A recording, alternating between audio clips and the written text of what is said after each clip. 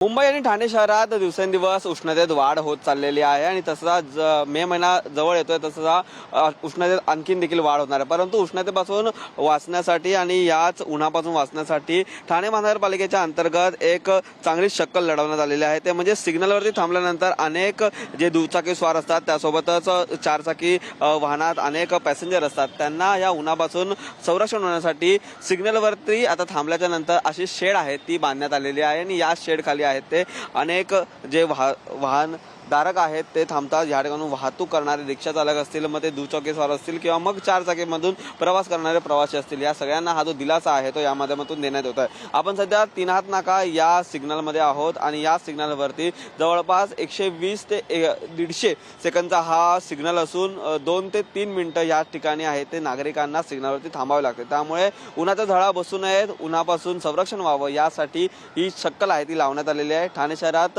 3 हात नाका, Nitin signal, Cadbury signal तसेच माजोडा सिग्नल या 4 महत्त्वाच्या सिग्नलवरती ह्या उपाययोजना करण्यात आलेल्या आहेत। गेल्या वर्षी देखील अशीच उपाययोजना करण्यात आलेली होती आणि अनेक ठाणेकरांकडून त्याचं स्वागत देखील करण्यात आलेलं होतं। म्हणून सध्या जर आपण पाहिलं तर या उन्हापासून वाचण्यासाठी ठाणे महानगरपालिकेकडून ही शक्कल करण्यात आलेली आहे। वाहतूक पोलिसांकडून देखील याला जे आहे ते प्राधान्य देण्यात आलेलं आहे। त्यानंतर अशा पद्धतीच्या अनेक शेड्स आहेत ते ठाणे शहरामध्ये उभारताना सिग्नलवरती आपल्याला पाहायला मिळणार आहेत। व्हिडिओ जर्नलिस्ट अथर्वसह निखिल चव्हाण, TV9 मराठी, मुंबई।